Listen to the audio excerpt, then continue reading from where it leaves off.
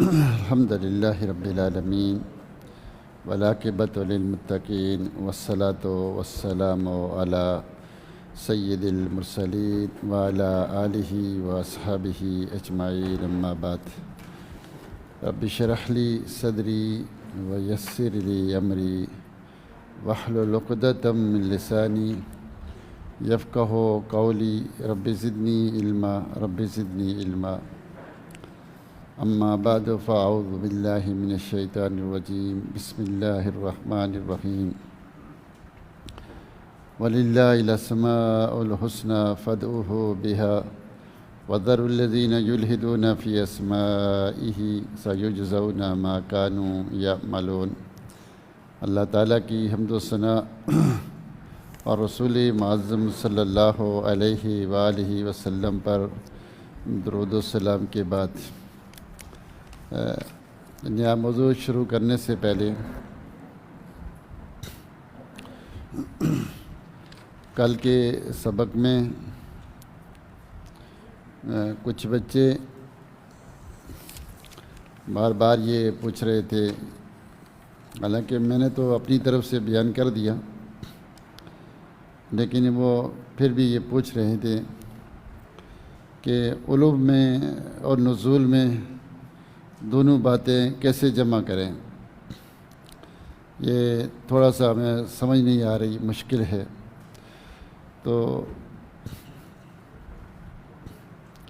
اس میں کوئی مشکل نہیں ہے، ذرا بر بھی، لیکن تھوڑا سا انسان اپنا دماغ بنائے۔ میں نے آپ کو یہ بتایا تھا کہ اللہ رب العزت کا علو اور استوا، فوقیت، یہ قرآن سے ثابت ہے، اس کا انکار نہیں ہو سکتا۔ اس کے انکار کرنے کے لیے دلیل چاہیے کہ اللہ رب العزت جس وقت آسمان دنیا کی طرف نزول کرتا ہے تو اللہ عرش پر نہیں ہے، اللہ اوپر نہیں ہے۔ اوپر سے مراد، عرش کے اوپر سے مراد، استوا سے مراد کیا ہے وہ مسئلہ سمجھا چکا ہوں کہ اللہ عرش کے اوپر ہے، عرش سے جڑا ہوا نہیں ہے۔ تو اللہ جب عرش کے اوپر ہونا، علو ہونا، فوقیت ہونا، یہ اس کا انکار کسی قرآن و سنت میں کوئی دلیل نہیں ہے کہ ہم کہیں جس وقت اللہ آسمان دنیا کی طرف نزول کرتا ہے تو عرش پر مستوی نہیں رہتا، یا اس کی فوقیت ختم ہو جاتی ہے، یا اس کا علو ختم ہو جاتا ہے۔ نہیں، یہ صفات اللہ رب العزت کی ہیں، یہ اس ٹائم اللہ کا صفت علو ختم نہیں ہوتا۔ تو یہ پہلا جواب میں نے آپ کو دیا تھا۔ دوسرا جواب میں نے آپ کو یہ دیا تھا کہ یہ علو اور نزول، یہ جو نزول ہے، اور ایک یہ نزول ہے اور ایک مخلوق کا نزول ہے۔ اللہ کے نزول، اللہ کا نزول مخلوق کے نزول کی طرح نہیں ہے۔ اس لیے اللہ کے رسول نے فرمایا جب تم نیچے اترو تو سبحان اللہ کہو، کہ مخلوق جب اوپر سے نیچے آتی ہے تو اوپر خالی ہو جاتا ہے، یعنی اوپر نہیں ہے، نیچے ہے۔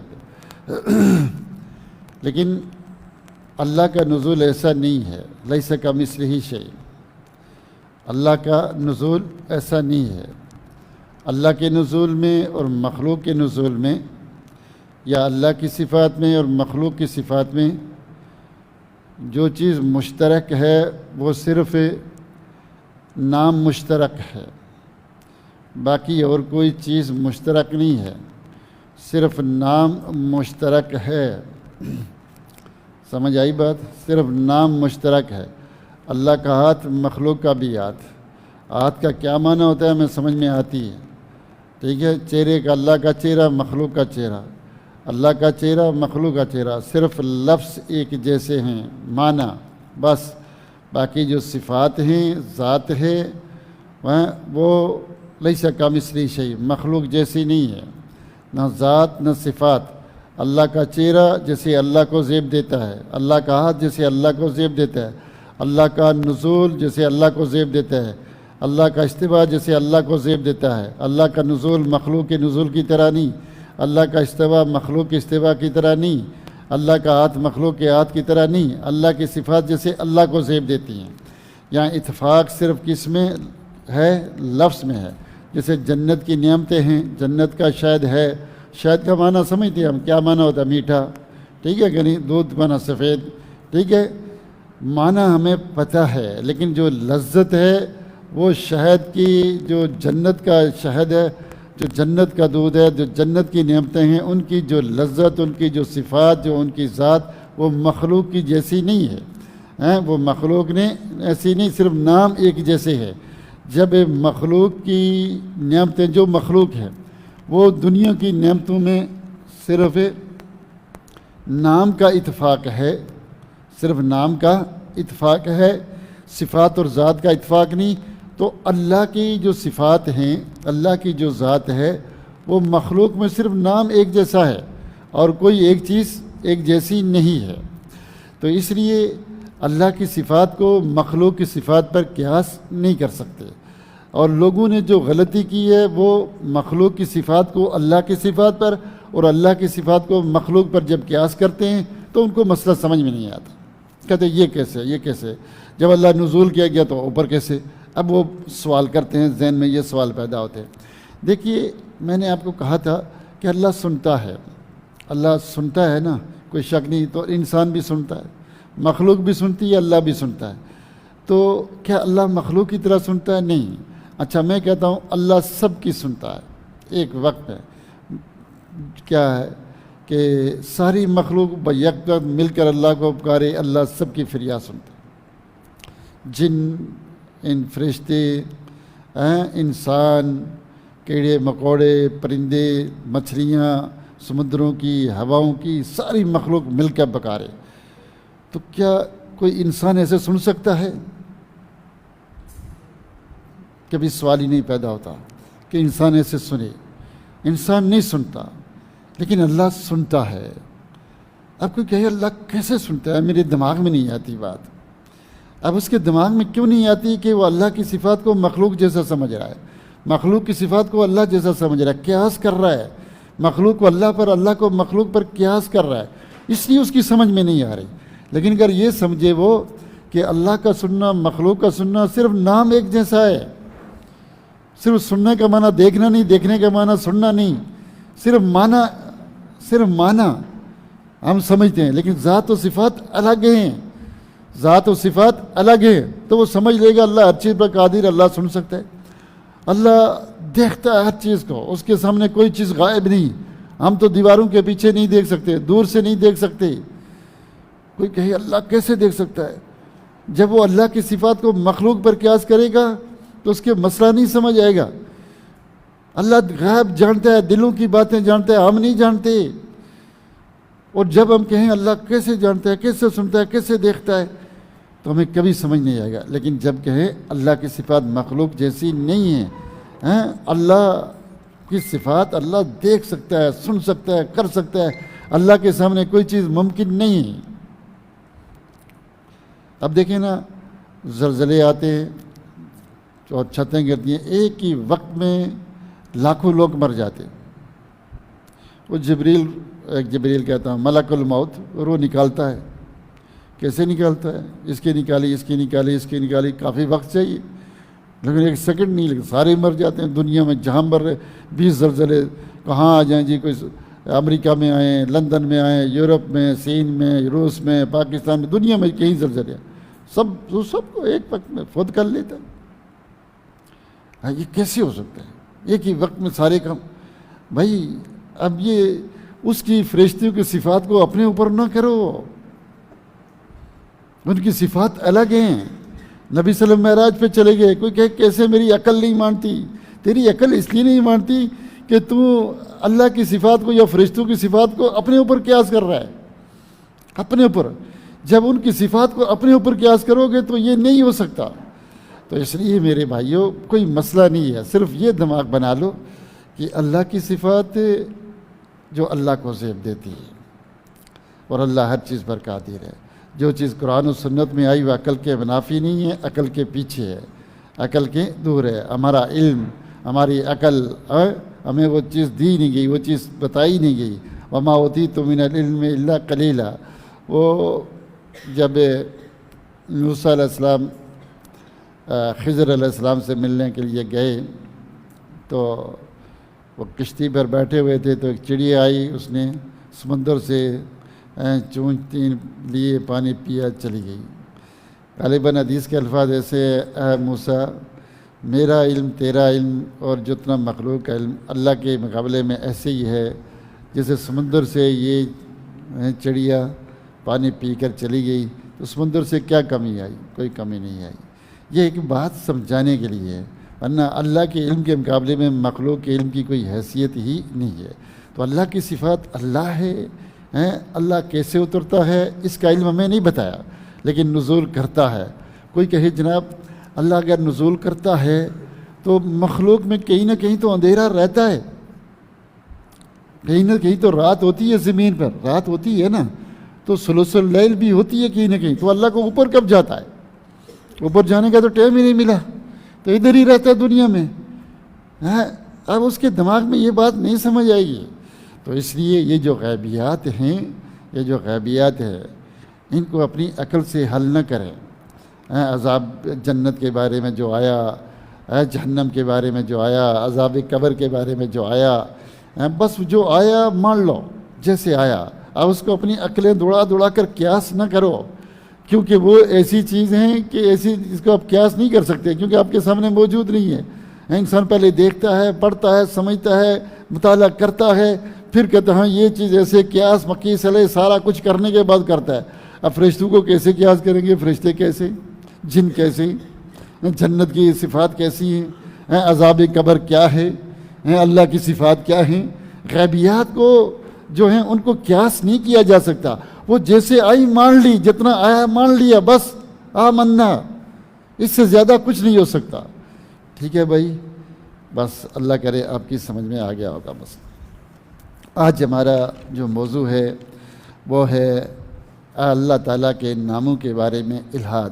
اکثر بچے سوال کرتے ہیں، بات کرتے کرتے سمجھاتے ہیں، وہ درمیان سے ایسا سوال کرتے ہیں کہ ایسے لگتا ہے پیچھے ان کی کوئی بنیاد نہیں ہے، تو اس لیے میں نے تھوڑا سا پیچھے آیا ہوں کہ اللہ کے ناموں میں الہاد کیسے ہوتا ہے۔ یہ جو قرآن کی آیات میں نے پڑھی، وَلِلَّهِ الْأَسْمَاءُ الْحُسْنَى فَادْعُوهُ بِهَا، اللہ تعالیٰ کے اچھے اچھے نام ہیں، ان اچھے ناموں کے ذریعے اللہ کو پکارو۔ وَذَرُوا الَّذِينَ يُلْحِدُونَ فِي أَسْمَائِهِ، ان لوگوں کو چھوڑ دو جو اللہ کے ناموں میں الہاد کرتے ہیں۔ سَيُجْزَوْنَ مَا كَانُوا يَعْمَلُونَ، جو یہ کفر شرک جو یہ عمل کر رہے ہیں عن قریب ان کا بدلہ ان کو دیا جائے گا۔ تو گویا کہ اللہ کے ناموں میں الہاد بہت بڑا جرم ہے، بہت بڑا گناہ ہے۔ الہاد کا لغوی معنی کہ سیدھے راستے سے ہٹ جانا، سیدھے راستے سے ادھر مڑ جانا، کہیں دائیں بائیں مڑ جانا، سیدھے راستے چلتے چلتے الٹے سیدھے کہیں ٹیڑھے ہو جانا۔ جیسے آپ جانتے ہیں کہ لحد ایک قبر ہے، ایک شک ہوتی ہے کہ لحد ہوتی ہے۔ لحد یہ تھی کہ سیدھا کھودنے کے بعد پھر دائیں طرف یا بائیں طرف اس کو کھود دو، دائیں طرف کھود دو تو وہ لحد ہو جاتی ہے، یعنی سیدھے چلتے چلتے ایک طرف مڑ گئی، ایک طرف مڑ گئی۔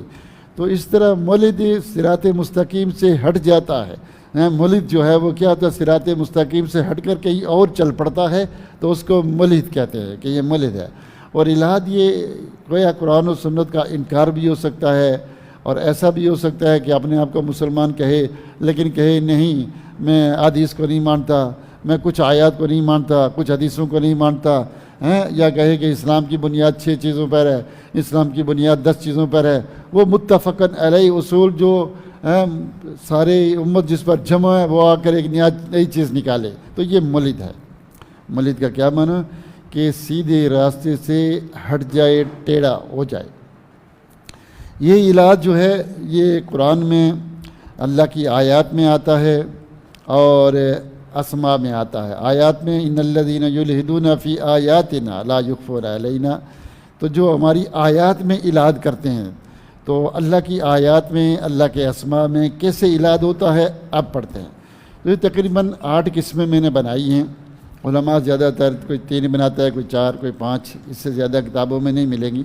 تو میں نے 8 قسمیں بنائی ہیں جو ابھی کچھ بتا دیتا ہوں، باقی دیکھتے ہیں کتنی ہم بتاتے ہیں۔ تو الہاد کی پہلی قسم یہ ہے کہ ان یسم اللہ عز وجل بما لم یسمى به نفسہ، کہ ہم اللہ کے وہ نام رکھیں جو اللہ نے اپنے لیے نام نہیں رکھے۔ ہم اللہ کے وہ نام رکھیں، ہم اللہ کے وہ نام رکھیں جو اللہ رب العزت نے خود اپنے لیے وہ نام نہیں رکھے، یعنی وہ نام قرآن میں نہیں یا وہ نام صحیح حدیث میں نہیں، یعنی رسول صلی اللہ علیہ وآلہ وسلم نے وہ نام نہیں بتلائے، کسی صحیح حدیث میں نہیں ہے، اور نہ وہ نام قرآن مجید میں ہیں، بلکہ ہم اپنی طرف سے قیاس کر کے سوچ کر اللہ کا کوئی نام رکھ لیں، تو یہ الہاد کی پہلی قسم ہے، یہ الہاد کی پہلی قسم ہے۔ جیسے فلاسفہ نے نام رکھا علت و فاعلہ، اللہ علت الفاعلہ ہے۔ علت الفاعلہ کیا ہوتا ہے یہ آگے بتاؤں گا فلسفیوں کا۔ یہ انہوں نے نام رکھا اللہ کا، کیا نام رکھا؟ علت الفاعلہ۔ اور اس طرح نصارہ نے کہا کہ ابن، اللہ اب ہے، ایک ابن عیسیٰ علیہ السلام، ان کے ہاں 3 الہ ہیں، اور روح القدس، اور باپ جو ہے اب جو ہے وہ کیا کہتے ہیں؟ اللہ رب العزت کو کہتے ہیں۔ تو عیسائیوں نے باپ نام رکھا، مسلمانوں نے خدا رکھا، سندھی میں وڈا سائیں، اور کوئی کیا مختلف نام دیتے ہیں۔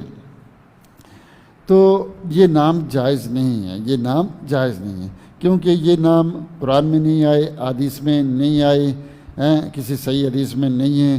اس لیے جو شخص کہتا ہے خدا اللہ کا نام ہے، گاڈ اللہ کا نام ہے، علت الفاعلہ اللہ کا نام ہے، یا اب باپ اللہ کا نام ہے، یا اور کوئی نام رکھ لے، جو بھی، کوئی سائیں، وڈا سائیں، کچھ بھی نام رکھے، اور وہ نام قرآن میں نہیں، حدیث میں نہیں، تو یہ ملید ہے، الہاد کر رہا ہے۔ اس کے لیے جائز نہیں کہ یہ کرے، یہ توبہ کرے۔ کیوں ملید ہے؟ کہ یہ قرآن و سنت میں نہیں آئے۔ اور اللہ رب العزت کہتے ہیں وَلَا تَقْفُ مَا لَيْسَ لَكَ بِهِ عِلْمٌ، وہ بات اللہ پر نہ کہو جس کا تمہیں علم نہیں، وَأَن تَقُولُوا عَلَى اللَّهِ مَا لَا تَعْلَمُونَ، ٹھیک ہے؟ وَمَنْ أَظْلَمُ مِمَّنِ افْتَرَىٰ عَلَى اللَّهِ الْكَذِبَ وَهُوَ يُدْعَىٰ إِلَى الْإِسْلَامِ وَاللَّهُ لَا يَهْدِي الْقَوْمَ الظَّالِمِينَ۔ اس سے بڑا ظالم کون ہے؟ جس کو اسلام کی طرف بلایا جاتا ہے۔ اسلام کیا ہے؟ قرآن اور صحیح حدیث۔ وَهُوَ يُدْعَىٰ إِلَى الْإِسْلَامِ، اس کو اسلام کی طرف بلایا جاتا ہے، لیکن وہ اپنی مرضی کرتا ہے۔ وَاللَّهُ لَا يَهْدِي الْقَوْمَ الظَّالِمِينَ، یہ آیات غلام محمد قادیانی پر بڑی فٹ آتی ہے۔ وَمَنْ أَظْلَمُ مِمَّنِ افْتَرَىٰ عَلَى اللَّهِ الْكَذِبَ، جو اللہ پر جھوٹ بولتا ہے کہ میں نبی ہوں، حالانکہ اس کو دعوت ہے کس چیز کی؟ وَيُدْعَىٰ إِلَى الْإِسْلَامِ، سورہ صف کی آیات ہے کہ اس کو تو اب اسلام آخری دین ہے، قیامت تک یہی دین رہے گا۔ وَمَنْ يَبْتَغِي غَيْرَ الْإِسْلَامِ دِينًا فَلَنْ يُقْبَلَ مِنْهُ فَهُوَ فِي الْآخِرَةِ مِنَ الْخَاسِرِينَ۔ اب اسلام کو چھوڑ کر کچھ نہیں چلے گا، صرف اسلام۔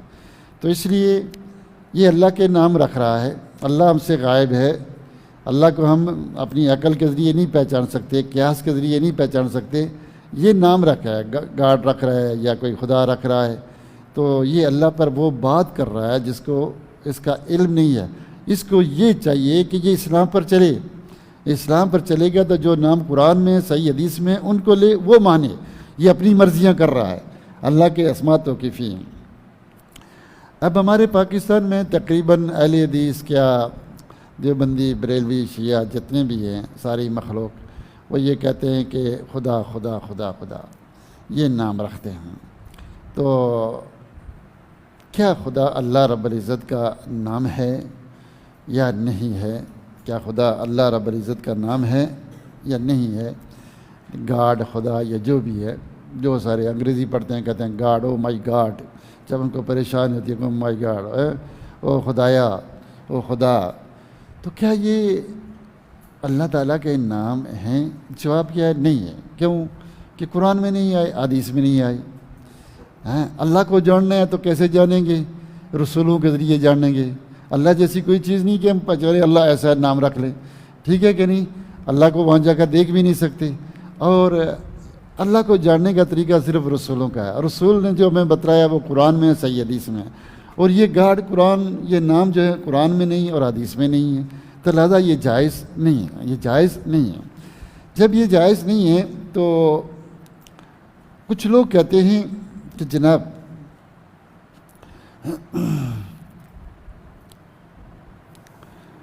یہاں ایک اور تھوڑی سی بات بھی کہہ دوں، کہنا نہیں چاہتا تھا لیکن کہہ دوں، وہ یہ کہ یہاں پر اجماع سلف بھی نہیں چلتا، اللہ کے ناموں کے اوپر اجماع سلف بھی نہیں چلتا، چونکہ صحابہ اجماع بیٹھ کر اجماع کر کے یہ کہیں کہ اللہ کا ایک نام رکھتا ہے ایسا، اللہ کی کوئی صفت بیان کرتا ہے ایسے، نہیں، ایسا نہیں ہو سکتا۔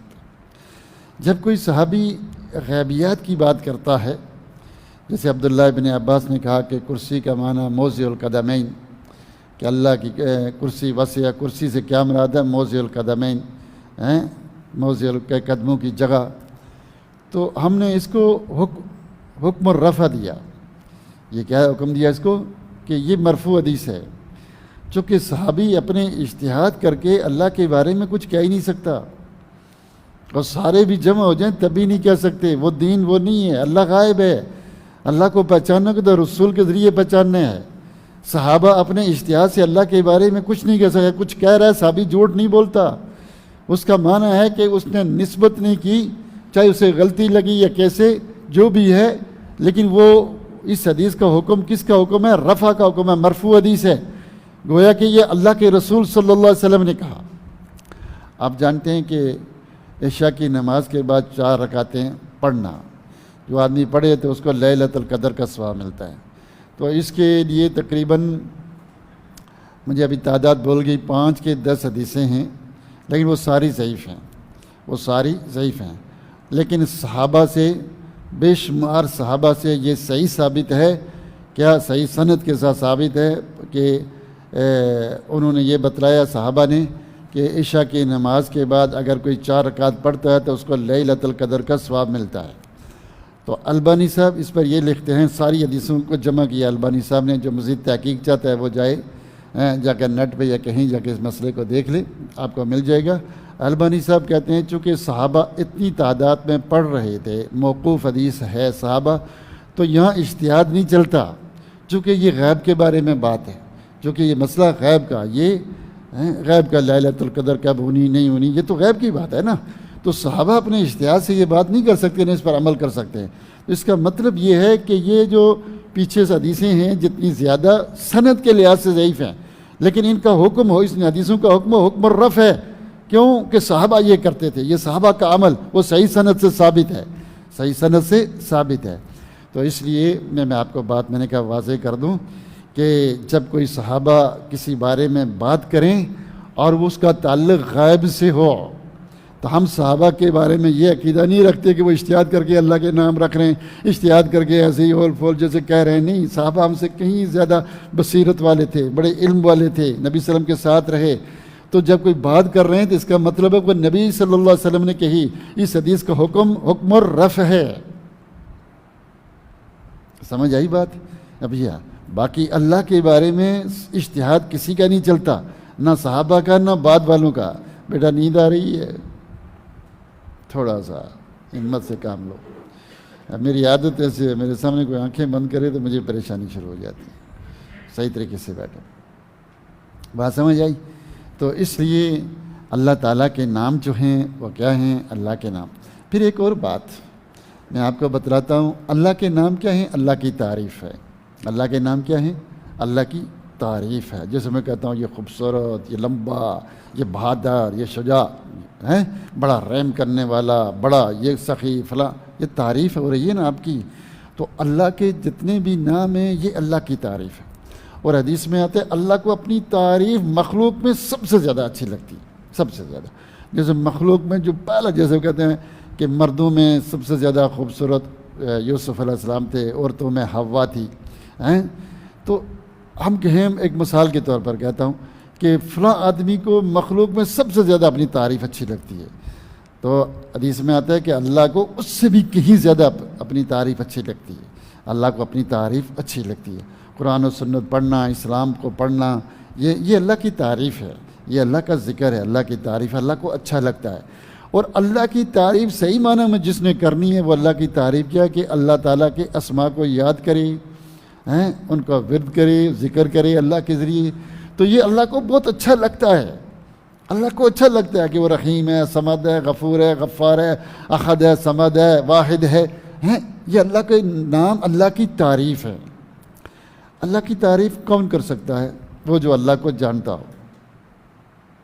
سمجھ آئی بات؟ اللہ کی تعریف کون کرے گا؟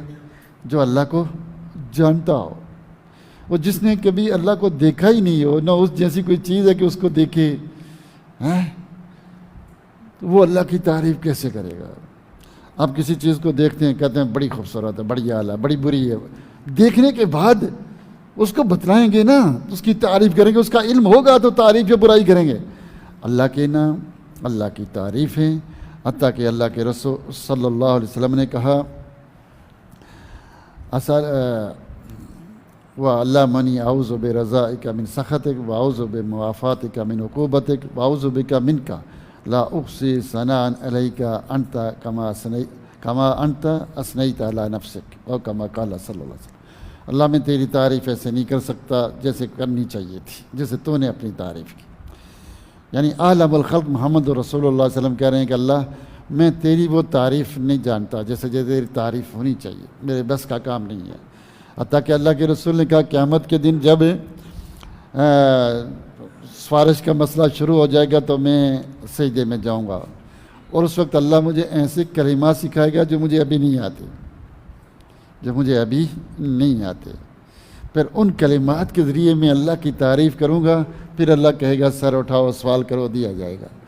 تو اعلم الخلق محمد رسول اللہ صلی اللہ علیہ وسلم کہتے ہیں کہ کیا کہتے ہیں جناب کہ اللہ کے رسول، اللہ کے جو نام ہیں یہ اللہ کی تعریف ہیں، اور مجھے وہ سب نہیں پتہ. تو اور کون پتہ کر سکتا ہے؟ اور کس میں اتنی ہمت ہے کہ وہ اللہ کے پورا علم جانے پھر وہ بات کرے؟ تو یہ اللہ ہی اپنے آپ کو جانتا ہے، اس لیے وہ جو بتائے یا اپنے رسول کو بتلائے تو وہ اللہ کے رسول آگے پہنچا رہے ہیں. کیا صحیح حدیث میں یا قرآن میں جو اللہ کے نام ہیں وہ اللہ کی تعریف ہیں، وہ اللہ کی کیا ہے؟ تعریف ہے. وَلِلَّهِ الْأَسْمَاءُ الْحُسْنَى فَادْعُوهُ بِهَا. اللہ کے جتنے نام ہیں وہ حسنہ ہیں. حسنہ کا معنی کہ اتنا کمال ہے. یقین مانیے گا، کبھی ٹائم نہیں بننا کچھ ناموں کی آپ کے سامنے شرح کرتا. جب انسان اللہ کے ناموں میں جاتا ہے، پڑھتا ہے، شروع ہوتا ہے، علم کرتا ہے، ایسا سمندر ہے اور ایسی لذت کی بات ہے. کوئی کہے میں تجھے ساری دنیا کا مالک بنا دوں، ان اسما کو چھوڑ دے. آپ کہیں نہیں ایسا نہیں ہو سکتا. جو یہ لذت میں جائے اس کا مزہ ایک ایسا ہے آپ سوچ نہیں سکتے. وَلِلَّهِ الْأَسْمَاءُ الْحُسْنَى. اللہ کے جتنے نام ہیں وہ حسنہ ہیں. ایسا حسن کہ اس کے بعد کسی حسن کا کوئی تصور نہیں، کسی کمال کا تصور نہیں. اتنا کمال ہے، وہ کمال صرف اللہ ہی جانتا ہے، مخلوق نہیں جانتی. اس لیے مخلوق وہ نام کیسے رکھے گی؟ وہ ایک نام رکھے، ہو سکتا ہے وہ اللہ کی تعریف نہ ہو، اللہ کی برائی ہو. اللہ کی تعریف ہو، اللہ کی برائی نہ ہو. وہ اپنی طرف سے تو اللہ کی تعریف کر رہا ہے لیکن وہ اللہ کو گالیاں دے رہے، اللہ کو برا لگ رہا ہے. ایک آدمی کو میں نے کہا خدا خدا نہیں کیا کر، اللہ تعالیٰ کا سب سے بہترین نام اللہ ہے، رحمان ہے، رحیم ہے. اللہ کے ناموں سے پکارو. کہتا ہے نا اللہ کو پکارنا ہے جیسے مرضی پکارو. میں کہوں گا میں تجھے کہوں وہ کھوتے کے پتر، گدھے کے بیٹے، تو تجھے اچھا لگے گا؟ تجھے پکار رہا ہوں نا. یہ کیا کر رہا ہے؟ میں نے یہی سمجھا رہا ہوں. اللہ کا نام، اللہ کی تعریف ہیں، وہ تو اور میں نہیں جان سکتے. وہ تعریف وہی کریں جو رسول نے ہمیں بتلائی، جو قرآن میں آئی وہی کریں. وہی ہو سکتا ہے ہم تعریف سمجھ کے کر رہے ہوں اور وہ ہم اللہ کو گالیاں دے رہے ہوں جہالت کی بنیاد پر. کس کی بنیاد پر؟ جہالت کی بنیاد پر. تو اس لیے اللہ کے نام، اللہ کی اس لیے حدیث میں آتا ہے کہ اللہ کے 99 نام ہیں. اِنَّ لِلَّهِ 99 اسمًا. پتہ ہے نا آپ کو؟ من احصاها دخل الجنہ. تو علماء جو محققین اس طرف گئے ہیں کہتے ہیں کہ وہ بغیر حساب کی جنت میں جائے گا، کیونکہ سارا اسلام انہی اسماء الحسنہ سے نکلتا ہے. سارا اسلام انہی اسماء الحسنہ سے نکلتا ہے. تو اس لیے اسماء آپ کو تو یاد بھی نہیں ہوں گے کیونکہ کسی نے ٹریننگ ہی نہیں دی، تربیت ہی نہیں دی، سوچ ہی نہیں دی. اصول فقہ یاد کریں، باقی علوم و فنون پڑھیں، کل کام آئیں گے. توحید پڑھ کے کیا کریں؟ توحید کو کوئی جانتا ہی نہیں. مارکیٹ میں کوئی ویلیو ہی نہیں، مارکیٹ میں کوئی ویلیو نہیں نا، ایسا ہے نہیں. میں بہت عوامی باتیں کر رہا ہوں. اور ایک آدمی کو ہیرے اور موتیوں کی ایک تھیلی مل گئی، ہیرے اور موتیوں کی تھیلی مل گئی. تو اس نے کہا بڑے خوبصورت ہیں. اس نے تھیلی گلے میں لٹکا لی. اس کے پاس ایک غلیل تھی، غلیل سمجھتی چڑیاں مارنے کے لیے. بچپن میں آپ نے بھی شاید ماری ہوگی. کراچی والوں کو تو نہیں پتہ ہوگا لیکن دیہات والے جانتے ہیں. چڑیاں مارنے کے لیے خلیل ہوتی. وہ روزانہ بکریاں چلاتا تھا تو چڑیاں مارتا تھا ان موتیوں کے ذریعے.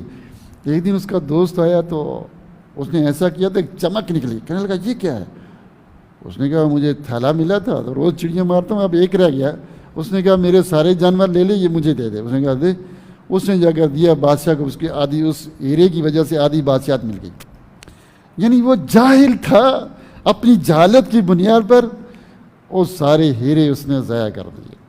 تو جہالت کی بنیاد پر لوگ ابو جہل بن جاتے ہیں. یہ اپنے آپ کو ابو الحکم کہتا تھا, لیکن اللہ کے رسول نے کہا یہ ابو الجہل ہے. یہ بہت سارے ابو جیل بولتے ہیں. جیل نہیں بھائی پاکستان کی, یہ جہل ہے. یعنی جہالت کا ابا ہے, حکمتوں کا ابا نہیں ہے. یہ جو نبیوں کو نہ مانیں, نبیوں کو قتل کریں, نبیوں کی مخالفت کریں, وہ تو ان سے بڑا جاہل کون ہوتا ہے؟ تو اس لیے ہم کہیں اپنی جہالت کی بنیاد پر اللہ کے بارے میں وہ باتیں نہ کریں جو اللہ کو بری لگتی ہیں. تو اس لیے اللہ کے اسماء اور صفات توقیفی ہیں, اجتہادی نہیں ہیں کہ ہم اپنی مرضی سے اللہ کے نام رکھیں. تو یہ الہات کی پہلی قسم ہے. الہات کی کیا ہے؟ پہلی قسم ہے. کچھ لوگ کہتے ہیں نہیں حدیث میں آتا ہے. وہ حدیث کیا ہے؟ اللہم انی عبدک و ابن عبدک و ابن امتک ناصیتی بیدک ماضٍ فی حکمک عدل فی قضاءک اسألک بکل اسم هو لک سمیت به نفسک او انزلتہ فی کتابک او علمتہ احدا من خلقک او استأثرت به فی علم الغیب عندک ان تجعل القرآن ربیع قلبی و نور صدری و جلاء حزنی و ذہاب ہمی و غمی. آپ کو پتہ ہے کہ حدیث صحیح ہے. اس کا ترجمہ آپ کو آتا ہوگا ورنہ جا کے دیکھ لیے گا. لیکن اس حدیث کا معنی یہ ہے کہ اسألک بکل اسم ولک سمیت به نفسک وانزلتہ فی کتابک وعلمتہ احدا من خلقک او استأثرت به فی علم الغیب عندک, کہ اللہ میں تجھ سے ان تیرے ناموں کا سوال کرتا ہوں. وہ کیا نام تو نے اپنی کسی مخلوق کو سکھائے یا کسی کو نہیں سکھائے, اپنے خزانہ غیب میں چھپا کے رکھے. کہتے ہیں اللہ کے کچھ ایسے نام بھی ہیں کہ جو اللہ نے چھپا کے رکھے ہوئے ہیں اور اپنی کسی مخلوق کو سکھائے, ہمیں نہیں پتہ. تو خدا ان ناموں میں ہو سکتا ہے. سمجھ آئی کہ اللہ کے صرف 99 نام نہیں ہیں, بلکہ یہ 99 جنت میں جانے کے لیے, جنت الفردوس میں جانے کے لیے, بغیر حساب و کتاب جانے کے لیے یہ نام ہیں. ورنہ اللہ کے اتنے نام ہیں, اتنے کلمات ہیں. آپ کو پتہ ہے کہ سمندر سیاہی بن جائیں, درخت کلمے بن جائیں, اللہ کے کلمات ختم نہیں. اس طرح اللہ کے افعال, اللہ کے جو کام ہیں وہ بھی ختم نہیں ہوتے. اس طرح اسماء بھی بہت زیادہ ہے, اتنے زیادہ ہے. لیکن جنت میں جانے کے لیے ہم لوگوں کے لیے ذرا مختصر پیکیج ہے. جیسے کہتے ہیں بھائی یہ پیکیج ہے حج کرنے کے لیے, اس کا مطلب نہیں اور مال ہی نہیں اس کے گھر میں, وہ فیکٹریوں کارخانوں کا مالک ہے. 5-6 لاکھ اس نے صرف حج کے لیے رکھے ہوئے ہیں. تو یہ جو جنت میں جانے کا پیکیج ہے وہ کیا 99 نام ہے, ورنہ اللہ کے بہت نام ہیں. تو یہ حدیث یہ بتلاتی ہے کہ اللہ کے بہت نام ہیں. تو وہ کہتے ہیں خدا ان ناموں میں ہو سکتا ہے جو قرآن میں نہیں آیا, حدیث میں نہیں آیا. لیکن اللہ کے صرف وہی نام نہیں جو قرآن میں آئے. اللہ کے وہی نام نہیں ہیں جو قرآن میں اور حدیث میں اور بھی ہیں, پہلی امتوں کو بھی سکھائے. تو رات انجیل زبور میں بھی رہے, یا اللہ نے کسی کو نہیں سکھائے, یا کسی مخصوص مچھلیوں کو سکھا دیے, کسی کو سکھا دیے. سمجھ آئی بات؟ وہ یہ دلیل پیش کرتے ہیں اور آگے سے مناظرہ کرتے ہیں. نہیں کہتے ہیں خدا بھی اللہ کا نام ہے, لیکن ان کی یہ بات غلط ہے. اصل میں ہم یہ نہیں کہتے کہ اللہ کے صرف 99 نام ہیں. 99 جنت میں جانے کے لیے اللہ کے بے شمار نام ہیں. لیکن اس کی کیا دلیل ہے کہ یہ نام ان ناموں میں ہے؟ اس کی کیا دلیل ہے کہ یہ نام ان ناموں کے اندر موجود ہے؟ کیا اس کی کوئی دلیل ہے؟ اگر اس کی کوئی دلیل ہے تو آمنا و صدقنا. اللہ قرآن میں کہتا ہے وَلَقَدْ أَرْسَلْنَا رُسُلًا مِنْ قَبْلِكَ مِنْهُمْ مَنْ قَصَصْنَا عَلَيْكَ وَمِنْهُمْ مَنْ لَمْ نَقْصُصْ عَلَيْكَ. ہم نے آپ سے پہلے کئی رسول بھیجے, ان رسولوں میں سے کچھ کا نام ہم نے آپ کے سامنے لیا اور کچھ کا نام نہیں لیا. اب ہم کہتے ہیں اللہ کے بے شمار رسول ہیں, نبی ہیں, ٹھیک ہے, تو ان کا نام قرآن میں نہیں, تو ہم اپنی مرضی سے نام رکھ لیتے ہیں. ایک نام رکھ لیتے ہیں, کہتے ہیں یہ بھی اس نبی کا نام ہوگا, اگرچہ قرآن و حدیث میں نہیں ہے لیکن یہ ان میں ہوگا. بھائی اس کی کیا دلیل ہے؟ یہ ان میں ہوگا. اس کی کیا دلیل ہے کہ یہ ان میں ہوگا؟ نہیں کوئی دلیل۔ اس طرح اس بات کی کیا دلیل ہے کہ خدا یا گاڈ یا سائیں یا علت الفاعلہ ان ناموں میں ہے جو اللہ نے اپنے لیے رکھے ہیں؟ مجہول چیز ہے، ہمیں پتہ نہیں ہے۔ ٹھیک ہے بھائی، اگر ان میں نہیں ہوا تو ہمارے اوپر گناہ ہو جائے گا، ہوا تو ہم اس کے پابند نہیں ہیں۔ ہم پابند اس شریعت کے ہیں جو ہمارے اوپر اتاری گئی، وہ نام جو ہمیں سکھائی نہیں گئے، بتلائی نہیں گئے، ہم اس کے پابند نہیں ہیں۔ اجمالاً ہم اللہ تعالیٰ سے مانگتے ہیں اسألک بکل اسم هو لک سمیت به نفسک، لیکن اس نام کو وسیلہ بنائے ہر وقت۔ اب اللہ کو بھول گئے لوگ، خدا خدا زیادہ چلتی ہے، اس کو چھوڑ کر اس کا استعمال کریں جس کی کوئی دلیل نہیں۔ یہ بات غلط ہے، یہ بات غلط ہے۔ سمجھ آئی بات؟ اس لیے یہ اللہ کا نہیں۔ پہلے کتابوں میں اللہ کے نام ہوں گے، ہمیں کوئی اس کا اعتراض نہیں ہے، لیکن پہلی کتابوں، پہلے اس دین کا ہمارے لیے جو احکام ہیں وہ 3 ہیں۔ ایک وہ جو ہمارے اسلام سے موافقت کرتے ہیں ہم ان کو لے لیں گے، اور وہ جو ہمارے اسلام سے مخالفت کرتے ہیں ہم اس کو چھوڑ دیں گے۔ تورات، انجیل، زبور میں جو دین ہے، جو شریعت ہے، ہم اس کو دیکھیں گے، اگر وہ ہماری شریعت سے مطابقت کرتا ہے تو لیں گے، مخالفت کرتا ہے تو چھوڑ دیں گے، نہیں لیں گے۔ ہمارے لیے منع۔ نہ مخالفت کرتا ہے نہ لیتا ہے تو اس کے لیے ہمارا قاعدہ کیا ہے؟ لا نصدق ولا نکذب، تصدیق نہیں کریں گے، اس لیے کہ یحرفون الکلم عن مواضعہ، انہوں نے اپنی کتابوں میں اپنے دین میں تحریف کر دی۔ ٹھیک ہے، انکار اس لیے نہیں کریں گے، ہو سکتا ہے یہ وہ ہو، یہ مسئلہ ایسے ہو، اس لیے نہیں کر سکیں گے، لیکن ہم پابند ہیں اس اسلام کے جو نبی صلی اللہ علیہ وسلم پر اترا ہے۔ اب یہود و نصارہ کے پیچھے نہیں چلیں گے، بلکہ یہود و نصارہ کی مخالفت کا حکم ہے۔ ٹھیک ہے بھائی، مسئلہ سمجھ آ گیا؟ خدا اللہ کا نام نہیں ہے۔ میں جلدی کروں گا، آپ کی بات سمجھ میں نہیں آئے گی، ٹھیک ہے، لیکن سمجھانا جو بات جتنی کر سکوں آپ کی سمجھ میں آ جائے۔ آپ بات جا کے خدا اللہ کا نام نہیں، سارے آپ سے لڑنے شروع ہو جائیں گے، اس لیے اس کو تسلی سے سنیں اور تسلی سے جواب دیں گے۔ اور کیا جامعہ میں ابھی جائیں گے، بات لڑکے ہی شاید لڑنا شروع ہو جائیں۔ شیخ کو کیا پتہ، ہمارے مولوی صاحب نے کتاب میں لکھا ہے، ہاں ہمارے پشاور کے مولانا نے، ہمارے بلوچستان کے عالم نے، پنجاب کے عالم نے، وہ بڑا شیخ اس نے لکھا ہے، ہاں مودودی صاحب نے لکھا ہے، وہ جماعت اسلامی سے متاثر وہ یہ کہیں گے، ہاں ڈاکٹر استاد سے متاثر وہ اپنے دلائل دیں گے۔ تو اس لیے سمجھیں، اللہ تعالیٰ کے ناموں کا ترجمہ ہو سکتا ہے، اللہ تعالیٰ کے ناموں اور صفات کا ترجمہ ہو سکتا ہے۔ اگر کوئی اللہ تعالیٰ کے ناموں کا ترجمہ کرتا ہے، کیا کرتا ہے؟ ترجمہ۔ مثلا خدا فارسی کا لفظ ہے، فارسی میں کہتے ہیں خدا پالنے والے کو کہتے ہیں، اگر یہ لفظ رب کا ترجمہ ہے تو وہ جائز ہے، ترجمہ ہے تو جائز ہے۔ میں نے پہلے بھی آپ کو بتایا تھا، یہ ترجمہ کرنا قرآن کا بھی ترجمہ جائز ہے، اسماء و صفات کا بھی ترجمہ کرنا جائز ہے۔ بعض الفاظ کا ترجمہ نہیں ہو سکتا، جیسے اللہ کا ترجمہ نہیں ہو سکتا، ٹھیک ہے کہ نہیں، وہ آگے چل کر بتاؤں گا، ترجمہ نہیں، لیکن جن کا ترجمہ ہو سکتا ہے وہ ترجمہ، جیسے پالنے والا، رحم کرنے والا، پیدا کرنے والا، خالق کا ترجمہ جائز ہے۔ لیکن ترجمے کو ہم وسیلہ بنا سکتے ہیں، لیکن ہم اس کے ذریعے اللہ کو پکار نہیں سکتے۔ میں نے اس دن کہا تھا نا، ادعونی استجب لکم، اللہ کو پکارنا ہے تو اللہ کے ناموں کے ذریعے پکارنا ہے، صفات کے ذریعے نہیں پکارنا۔ لیکن اور اسی طرح خبر عن اللہ بتایا تھا، تو یہ ترجمہ اس میں داخل ہے جو خبر عن اللہ ہے۔ ترجمہ کرتے ہوئے یہ اللہ کے بارے میں کوئی معنی، کوئی مفہوم، کوئی بات منسوب کرتے ہوئے اللہ کے بارے میں خبر دیتے ہوئے دو باتوں کا خیال رکھیں گے کہ وہ ترجمہ، وہ معنی، وہ دوسری آیات اور حدیث کے خلاف نہ ہو اور اللہ کی شان کے مطابق و خلاف نہ ہو، ٹھیک ہے، تو وہ ترجمہ جائز ہے۔ وہ ترجمہ آپ ایسا ترجمہ کر رہے ہیں جو دوسری آیات اور حدیث کے خلاف ہے، جو اللہ کی شان کو زیب نہیں دیتا، وہ ترجمہ نہ کریں، اور وہ بات بھی اللہ کے بارے میں نہ کریں، اپنا مفہوم پیش نہ کریں جو دوسری آیات اور حدیث کے خلاف ہے اور اللہ کی شان کے خلاف ہے۔ اگر یہ نہیں ہے تو وہ کیا ہے، لیکن آپ اس کو وسیلہ بنا سکتے ہیں، کس کو؟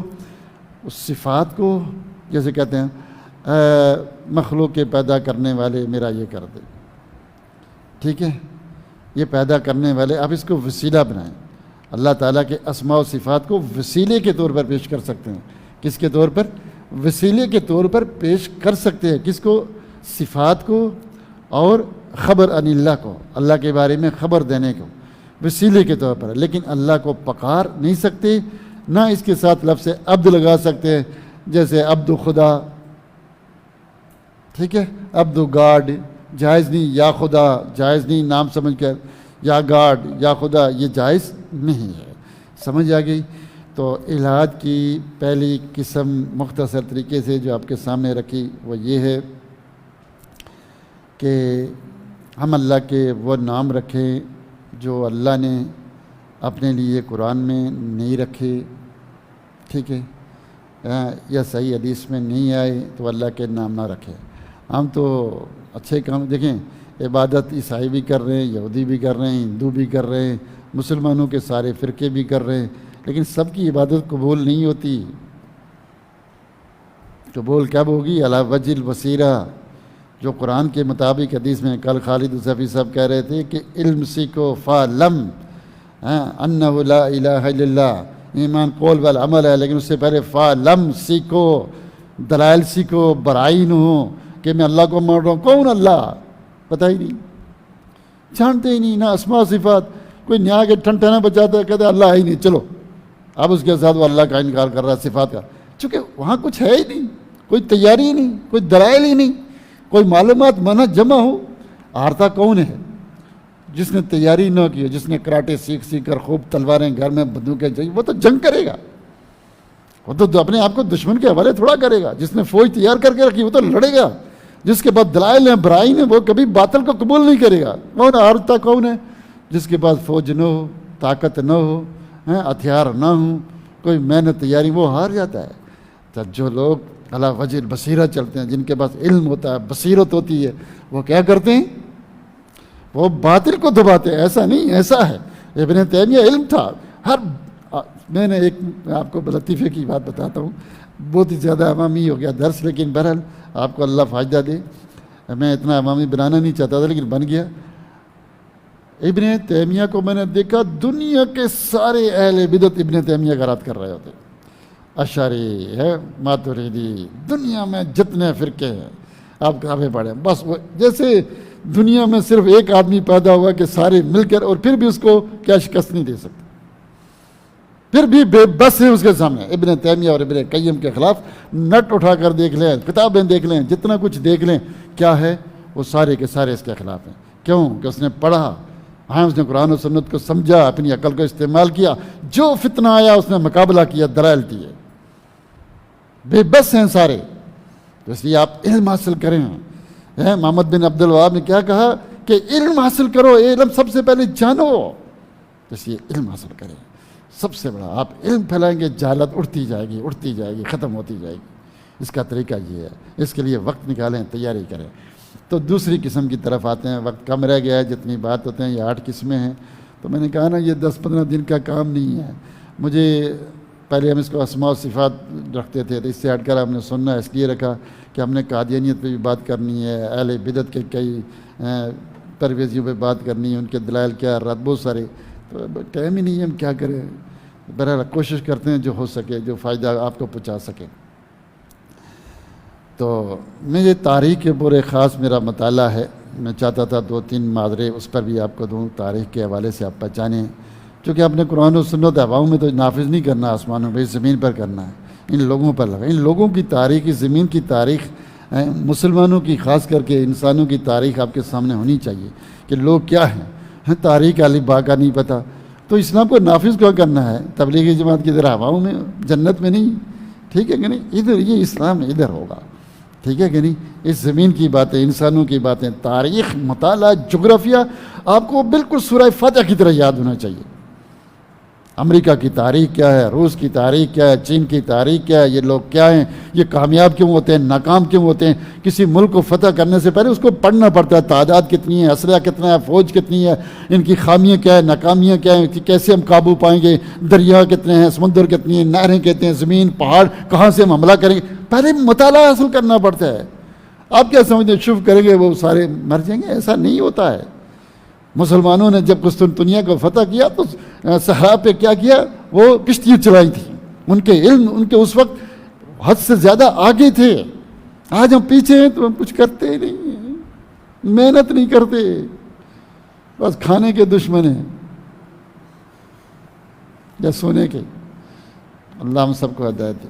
دوسری قسم کہ اللہ نے وہ نام جو قرآن میں رکھے ہیں اپنے لیے، یا نبی صلی اللہ علیہ وسلم نے کوئی نام جو قرآن میں حدیث میں بتلایا، صحیح حدیث میں آیا ہے، ان ناموں میں سے کسی ایک نام کا انکار کر دیں۔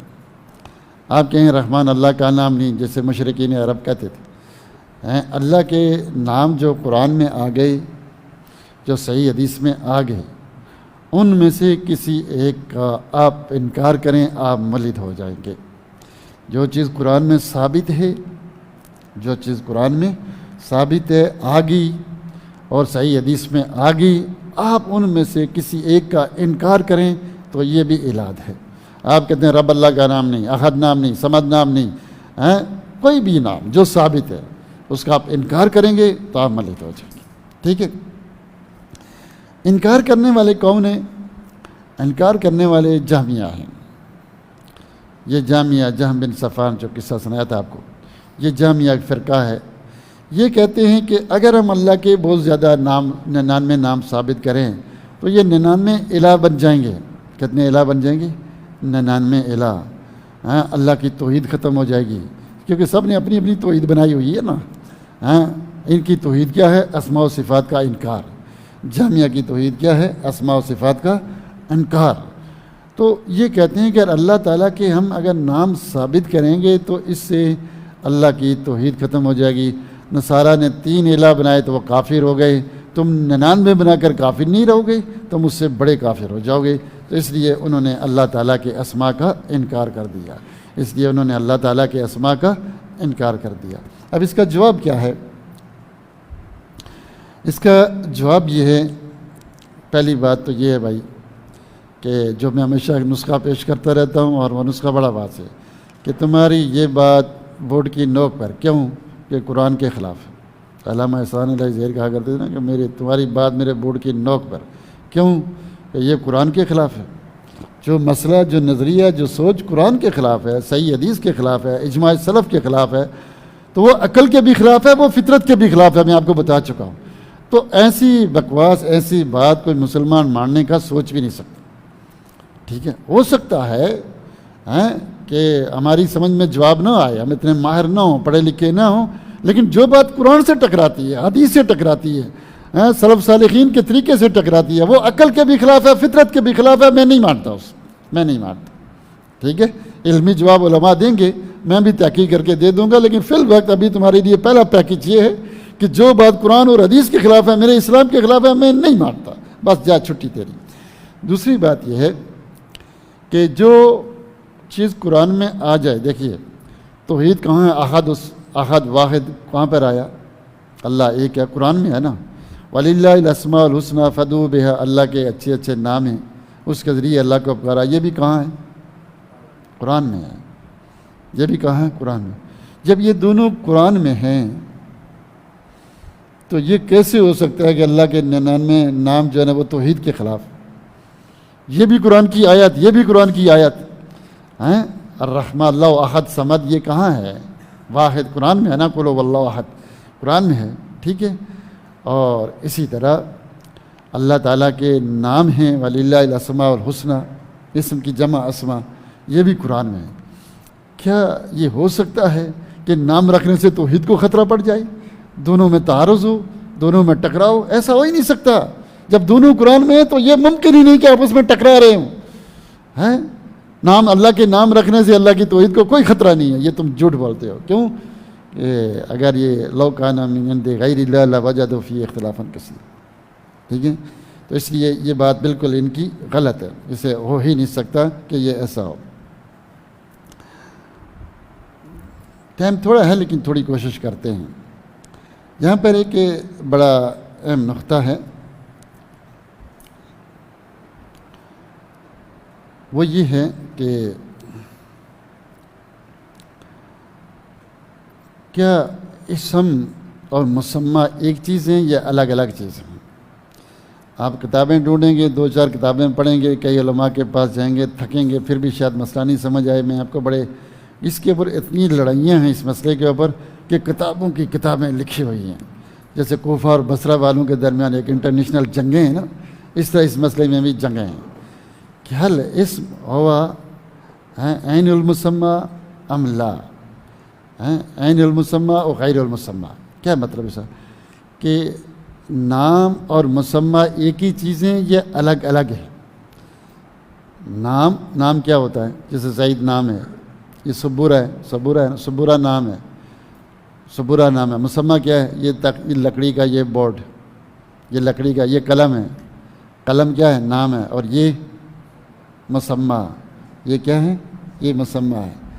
تو کیا اسم اور مسمى ایک ہی چیز ہیں یا الگ الگ ہیں؟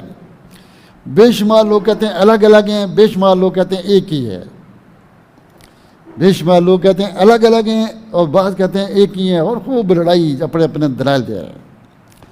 لیکن یہ اصل میں سیاق سے پتہ چلتا ہے یہ کبھی ایک ہی ہوتے ہیں، کبھی الگ الگ ہوتے ہیں، کبھی ایک ہی ہوتے ہیں، کبھی الگ الگ ہوتے ہیں. یہ طالب علموں کی بات کر رہا ہوں، یہ عوام کو نہیں سمجھ آئے گی، آپ ذرا غور کریں اس لیے اچھی طرح سے.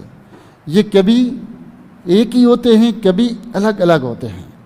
جیسے میں کہتا ہوں آج زید نہیں آیا تو اس کا نام لکھو بھائی، زید کا نام لکھو، زید کا، خالد کا، بکر کا نہیں ہے، آپ نے لسٹ میں نام لکھ رہے ہیں. تو اب یہ جو نام لکھ رہے ہیں ان ناموں سے صرف نام مراد ہیں، مسمى مراد نہیں ہے. ان ناموں سے کیا مراد ہے؟ آپ نے لکھا زید، خالد، بکر، فلاں فلاں فلاں نام لکھے، تو ان ناموں سے کیا مراد ہے؟ وہ ذات، وہ شخص مراد نہیں، بلکہ وہ نام مراد ہے. نام لکھ رہے ہیں آپ، ٹھیک ہے، نام لکھ رہے ہیں. اور میں کہتا ہوں آپ کا کیا نام ہے بھائی؟ اسامہ. کھڑے ہو جاؤ، کھڑے نہیں ہو ویسے بیٹھا. میں کہتا ہوں اسامہ کھڑے ہو جاؤ. اب جب میں نے کہا یا اسامہ، وہ کہے گا ہاں کیا کہہ رہے ہیں. اب میں جب اسامہ کہہ رہا ہوں تو اسم سے مراد مسمى ہے. اسم اور مسمى ایک چیز ہے، ٹھیک ہے. جب میں کہہ رہا ہوں اسامہ سنو بات، کھڑے ہو جاؤ، ادھر آؤ، ادھر جاؤ، جب میں اسامہ کو پکار رہا ہوں تو اسم سے مراد، اسامہ سے مراد یہ وجود ہے جو مسمى ہے. اسم اور مسمى ایک ہی چیز ہے اس ٹائم، اسم اور مسمى ایک ہی چیز ہے. میں پوچھتا ہوں اسامہ نہیں ہے؟ نہیں ہے، چلو اس اسامہ کا نام لکھو، یہ اسامہ کا نام لکھے. ابھی مسمى مراد نہیں، ابھی کیا مراد ہے؟ اسم مراد ہے صرف. ابھی اسم اور مسمى ایک چیز نہیں ہے، الگ الگ ہیں. ایک چیز نہیں ہے، الگ الگ ہیں. اور کبھی ایک ہوتے ہیں، کبھی الگ الگ ہوتے ہیں. یہ کیسے پتہ چلتا ہے؟ سیاق و سباق سے. آپ گاڑی چلا رہے ہیں، کب بریک مارنی راستے میں، کب سلو کرنی، تیز کرنی، جیسے روڈ ہوگی اسی حساب سے کریں گے. اب لکھ کر دیں جی یہاں سے بریک مارنی، تیز مارنی، ایسا تھوڑا ہوتا ہے. تو سیاق و سباق کا یہ معنی ہوتا ہے کہ اللہ نے اوپر کھوپڑی میں جو کر رکھی ہے، علم رکھا ہے، اس کے حساب سے آپ خود ہی جج کریں گے کہ یہاں صرف اسم اور مسمى الگ الگ چیزیں ہیں اور یہاں ایک ہی چیزیں ہیں. جب میں کہتا ہوں بھائی اللہ کے 99 نام میں نے بورڈ پہ لکھا ہے، آپ کو دیا، آپ یاد کرو، ابھی آپ رٹا مار رہے ہیں، ابھی یہ صرف اسم مراد ہیں، اللہ کی ذات مراد نہیں ہے. اور جب میں کہتا ہوں یا اللہ، یا رحمان، اعوذ باللہ، اعوذ باللہ، سبحان اللہ، الحمدللہ، یہاں اسم سے مراد مسمى، اسم اور مسمى ایک ہی چیز ہیں. جب میں کہتا ہوں یا اللہ، یا رحمان، یا رحیم، یا غفور، تو غفور اور یعنی اسم اور مسمى دونوں ایک چیز ہیں، الگ الگ نہیں ہیں. یہاں الگ الگ نہیں ہے. سمجھ آئی؟ اور اللہ قرآن میں کہتا ہے سبح اسم ربک الاعلی، تسبیح بیان کرو اپنے رب کے نام کی. یہاں نام سے مراد کیا ہے؟ یہاں اسم اور مسمى ایک چیز ہیں. میں کہتا ہوں سبحان اللہ، سبحان اللہ. اگر یہ مخلوق ہیں اللہ کے نام، یہ بت ہیں جیسے تم کرتے ہو کہ اللہ کے نام رکھنے سے کئی الہ ہو جائیں گے، تو کیا اللہ اپنے نبی کو کیا غیر اللہ کی عبادت کا حکم دے رہا ہے؟ سبح اسم ربک الاعلی، اپنے رب کے نام کی تسبیح بیان کرو. یہاں نام سے مراد کیا ہے؟ اسم سے مراد مسمى، یعنی اسم اور مسمى ایک ہی چیز ہے. یہ اللہ کی عبادت ہو رہی ہے. جیسے میں کہتا ہوں اعوذ باللہ، الحمدللہ، یہ اللہ کی عبادت ہے، اللہ نے ہمیں اس کا حکم دیا. تو اس لیے تمہاری یہ دلیل غلط ہے. اللہ رب العزت اپنے ناموں کے ذریعے اللہ کیا کر رہا ہے؟ عبادت کا حکم دے رہا ہے. شاید بات سمجھ نہیں آئی، مشکل ہو گئی. آسان ہے بہت. اللہ نے قرآن میں، چلو سب اسما کا نہیں سمجھ آتا کہ اللہ اپنے نبی کو کہا کہ اپنے رب جو اعلیٰ ہے اس کی کیا کرو، تسبیح بیان کرو. سب اسما، اللہ کے نام کی تسبیح. کیا مطلب اللہ کے نام کی تسبیح؟ آپ کہتے ہیں سبحان اللہ الحمدللہ الحمدللہ. اب کس کی تسبیح بیان کر رہے ہیں؟ اسم سے کیا مراد ہے؟ اسم اور مسمہ ایک چیز ہے، یعنی اللہ کی تسبیح، اللہ کی عبادت ہو رہی ہے. اگر یہاں اسم الگ چیز ہوتی، اللہ کی صفت نہ ہوتی، کوئی اور ہوتی، تو یہ غیر اللہ کی عبادت ہوتی. تو کیا اللہ اپنے نبی کو غیر اللہ کی عبادت کا حکم دیتا؟ نہیں دیتا. اس کا پتہ چلا یہ کہ اسم اور اللہ کے نام رکھنے سے اللہ کی کوئی دوسرا الہ ہونا ثابت نہیں ہوتا، دوسرا الہ ہونا ثابت نہیں ہوتا. ایک بات ویسے یاد آ گئی، جو اللہ کے نام ہے نا،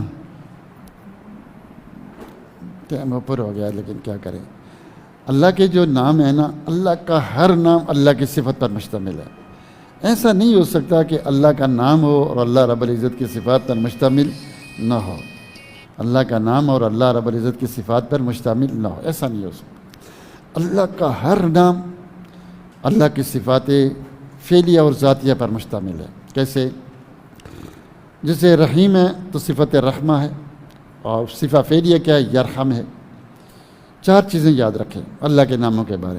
انہ علم للہ، اللہ کا ہر نام اللہ کا نام ہے. پہلی چیز علم للہ، اللہ کا نام ہے. دوسری کہ اس کے اندر صفت ذاتیہ پائی جاتی. صفت ذاتیہ کیا ہے؟ جیسے الرحمہ، الرحمہ، مغفرہ. اور صفت فعلیہ پائی جاتی ہے تیسری چیز کی کہ وہ یرحم، یغفر، یخلق. ٹھیک ہے، صفت فعلیہ. چوتھی چیز کہ اس سے کئی دوسرے نام لازم آتے ہیں کہ اللہ اگر رحم کرتا ہے تو زندہ بھی ہوگا، جو زندہ نہیں وہ رحم کیسے کرے گا؟ اللہ خالق ہے، یخلق، تو یخلق اس کا علم بھی ہوگا، علیم بھی ہوگا. علیم نہیں تو کیسے رحم کرے گا؟ ایک نام سے کئی دوسرے نام لازم آتے ہیں، لازم آتے ہیں، کئی دوسرے نام لازم آتے ہیں. تو بتا یہ رہا تھا کہ اللہ کا ہر نام کیا ہے؟ اللہ کی صفات پر مشتمل ہے. کتنی صفات؟ کئی باتوں پر مشتمل ہے. لیکن مخلوق کے نام ایسے نہیں ہوتے، مخلوق کے نام ایسے نہیں ہوتے. کسی کا نام دیکھو شیر خان، لیکن بلی سے ڈرتا ہے. ٹھیک ہے، ایسے شیر خان دیکھے نا آپ نے، بزدل ترین. وہ صرف نام کا شیر خان ہے، ہاں، صفات کا شیر خان حقیقت سے شیر خان نہیں ہے. نام اسد اللہ ہے لیکن بلی سے ڈرتا ہے. ٹھیک ہے، کسی کا نام عبداللہ لیکن سب سے بڑا کافر قادیانی اس کا نام ہے. اکفر الناس، نام اس کا عبداللہ ہے، نام اس کا صالح ہے، لیکن شیطان سے بدترین ہے. تو مخلوق کے نام ایسے ہوتے ہیں، کبھی وہ صفات کے مالک ہوتے ہیں، کبھی صفات کے مالک نہیں ہوتے. لیکن اللہ کے نام، قرآن کے نام، نبی کے نام ایسے نہیں ہیں. کیا ہیں؟